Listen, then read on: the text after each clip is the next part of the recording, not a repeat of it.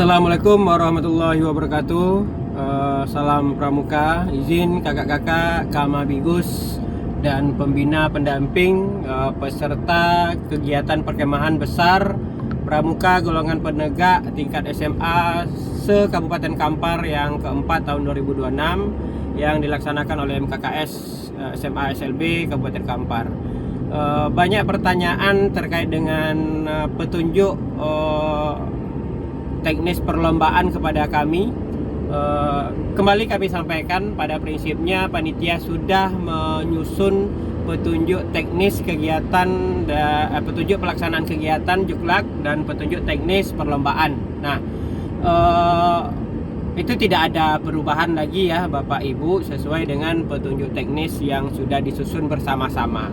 Dalam proses penyusunan itu kami tentunya melakukan evaluasi dari berbagai kegiatan perkemahan besar pramuka sebelumnya. Jadi yang pertama, kedua, dan ketiga, ini pertemuan keempat. Jadi pada tahun ini kita sepakati ada 5 jenis perlombaan. Nah, ini yang sering ada pertanyaan. Pertama, lomba administrasi. Terlalu banyak syarat-syaratnya, banyak nelpon ke kami seperti itu. Apakah wajib KTA? Bagaimana kalau anak-anak tidak punya KTA? Bagaimana kalau tidak punya BPJS? Dan sebagainya. Sekali lagi kami tekankan, syarat administrasi tersebut merupakan syarat untuk perlombaan.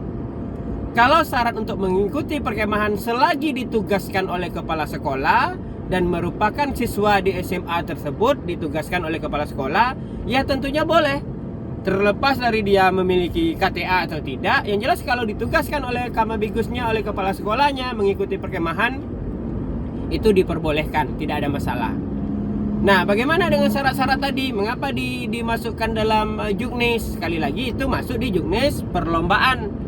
Berarti syarat administrasi itu adalah syarat untuk perlombaan. Semakin lengkap syaratnya, semakin rapi dokumennya, tentunya nilainya semakin tinggi. Ya, mudah-mudahan bisa memenangkan perlombaan lomba administrasi. Nanti ada juara 1, 2, 3, ada harapan 1, ada harapan 2. Nah, itu untuk lomba administrasi. Jadi sekali lagi kami tegaskan, Bapak Ibu Kepala Sekolah atau Kamabigus, Bapak Ibu Pembina, kemudian juga bagi peserta, syarat administrasi tersebut adalah syarat untuk perlombaan. Oke?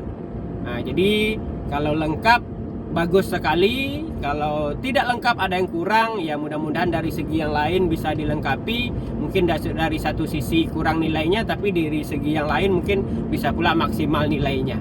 Jadi itu yang kami perlu sampaikan. Jadi tidak masalah ya kalau tidak ada KTA, kalau tidak ada BPJS, tidak ada surat keterangan sehat, ya tidak masalah. Mungkin mengurangi poin di perlombaan. Baik, itu yang pertama. Yang kedua, kita lombanya adalah lomba PBB, peraturan baris berbaris, atau lomba baris berbaris, LBB, lomba baris berbaris, yang mengacu pada peraturan dasar perlombaannya. Maaf, lupa pula saya tadi peraturan tahun 1985 kalau nggak salah. Kalau kita rujuk, kalau kita buka aturan-aturan tersebut, ada pembaruan-pembaruannya memang, tetapi intinya seperti ini Bapak Ibu. Kami sudah membuatnya di situ, lombanya PBB murni. Nah, lomba PBB murni ini artinya tidak ada gerakan-gerakan variasi, gerakan-gerakan tambahan, formasi, sebagainya. Yang dinilai adalah gerakan dasarnya, dasar PBB seperti gerakan di tempat, ada gerakan berjalan, ada beberapa poinnya, silahkan dibaca di petunjuk teknisnya. Kemudian bagaimana dengan yel-yel? Nah, itu ada juga pertanyaan. Yel-yel tidak dilombakan. Nah, kalau dilaksanakan disebutkan yel-yel tetapi tidak mengganggu waktu perlombaan, saya rasa tidak ada masalah. Tetapi kalau memakan durasi pula, berarti merugikan peserta sendiri. Karena durasinya satu kontingen itu, kalau saya tidak salah di juknis itu maksimal 10 menit. Nah, maksimal. Nanti kalau durasinya berlebih, bayangkan kakak-kakak semua peserta, kita ada 48 kontingen yang terdaftar. 48. Kalau semuanya 10 menit saja udah berapa jam nanti waktu kita untuk perlombaan LBB ini. Maka harapan kita ya di bawah 10 menit. Waktu 10 menit itu adalah waktu maksimal. Nah, gerakan-gerakan berulang itu yang dinilai yang pertama saja.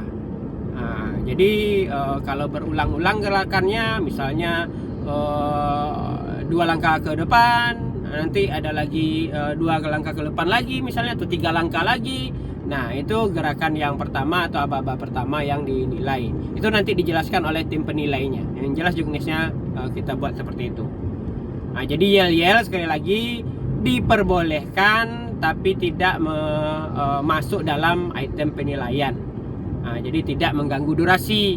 Jadi kalau memang banyak panjang yel-yelnya nanti mengganggu durasinya, sehingga nanti pada saat penampilan PBB-nya sendiri belum selesai lagi seluruh gerakan yang akan dinilai, durasi 10 menitnya sudah habis. Tentunya dengan seperti itu merugikan peserta. Kemudian ditanya juga kostum. Nah, sudah kami sampaikan, pakai uniform pramuka sesuai aturan. Seperti apa harusnya. Jadi tidak perlu ada pakaian-pakaian khusus untuk LBB ini. Seperti lomba LBB di tempat lain. Kalau misalnya tidak pramuka, itu kan macam-macam. Ada baju sekolah, ada yang baju pasus dan segala macamnya dengan atribut topi dan segala macamnya. Itu di lomba ini tidak diperlukan seperti itu. Yang dipakai adalah pakaian resmi pramuka. Boleh nggak pakai atribut-atribut selagi itu atribut pramuka dan yang bersangkutan berhak menggunakannya, itu boleh-boleh saja. Nah, kalau tidak sesuai dengan peruntukannya ya tentunya dilarang. Nah, itu untuk LBB. Kemudian nanti LBB ini juga diingatkan ada lokasinya. Lokasinya nanti tidak boleh melewati batas lokasi tersebut. Kemudian posisi dantonnya juga berada di tempat nanti yang ditentukan. Jadi dantonnya tidak berpindah-pindah, tidak mengikuti barisannya pada saat bergerak dalam perlombaan. Jadi dantonnya disediakan posisi khusus. Secara teknisnya yang lebih paham sebenarnya bukan saya, ada panitia khusus perlombaan. Kemudian yang ditanya lagi terkait dengan lomba berikutnya, masak rimba, jungle cooking. Masak rimba itu masak sederhana, masak dengan peralatan sederhana yang bukan peralatan masak. Pada prinsip seperti itu. Jadi tidak pakai wajan, tidak pakai kuali, tidak pakai periuk, kompor. Nah, pandai-pandailah adik-adik itu berkreasi bagaimana bisa memasak nasi, ada lauk pauknya, ada sayurnya dengan cara yang sederhana. Makanya judulnya masak rimba, yang mungkin darurat, masak darurat. Kita nggak ada periuk, nggak ada kuali. Nah, bagaimana kita masak? Nah, itu yang perlu disampaikan kepada peserta lomba. Kemudian lomba pioneering. Nah, saya rasa pioneering ini juga perlu dipahami oleh kakak-kakak pembina. Ini tidak hitung kecepatan ya. Semua waktunya 1,5 jam, tidak hitung kecepatan. Tapi yang dinilai adalah simpul-simpulnya apakah benar. Kemudian aturan-aturannya apakah benar, misalnya jumlah stoknya, jumlah talinya, yang tali yang tidak ada dipotong-potong, itu juga dinilai. Kemudian tentunya hasil karya yang dibangun, bangunan yang dibangun yaitu kursi dan meja makan, kekuatannya itu nanti seperti apa kekuatan itu, tentunya hasil karya itu dinilai. Jadi tidak waktu, siapa paling cepat selesai, tinggi nilainya, tidak ada seperti itu. Waktunya sama 1,5 jam. Kemudian yang terakhir lomba cerdas cermat, atau kita istilahnya yang kita pakai adalah cepat tepat, tapi sama pada prinsipnya. Format lombanya nanti seperti cerdas cermat. Maka sebelumnya babak penyisihan kita gunakan secara online, menggunakan aplikasi online. Nanti seperti apa teknisnya, yang jelas soalnya pakai jawab dengan aplikasi dengan HP Android. Tetap berregu, jadi bukan masing-masing. Kontingen itu beregu 3 orang, boleh putra, boleh putri, boleh campuran putra dan putri. Yang penting hitungannya per kontingen. Nanti semuanya dalam aula 48 kontingen tersebut dikasih soal di layar, di Infokus, kemudian dijawab dengan aplikasi yang sudah dipersiapkan. Paket datanya itu tolong masing-masing siswa atau masing-masing kontingen yang bertanggung jawab. Karena wifi di lokasi perkemahan ya tidak mungkin sanggup untuk seluruh peserta. Jadi paket datanya diupayakan sendiri oleh kontingen. Nah, itu babak penyisihan. Nanti ada 2 kali penyisihan. Yang pertama diambil sekian grup, kalau tidak salah di juknisnya 15 terbaik. Kemudian dilombakan lagi secara online masih dengan aplikasi. Tahap keduanya untuk mendapatkan 5 tim terbaik. 5 tim terbaik yang didapatkan dari penyisihan ini, penyaringan di penyisihan ini akan dilakukan lomba cepat tepat atau cerdas cermat secara offline, pakai bel. Nah, pakai bel, formatnya juga seperti cerdas cermat, ada soalnya, ada amplop soal, ada soal wajib, ada soal rebutan, dan itu aturannya aturan seperti cerdas cermat. Ada poin yang didapatkan, ada soal rebutan atau soal lemparan, ada pengurangan poin, nanti dijelaskan oleh panitianya di technical meetingnya sehari sebelum perlombaan, hari Jumat malam ya, insya Allah Jumat malam akan dijelaskan itu semua. Ya, itu kira-kira berarti sudah lengkap ya 5 lomba yang kami jelaskan. Lomba administrasi, lomba PBB baris berbaris, lomba masak rimba, pioneering, dan lomba cepat tepat atau cerdas cermat.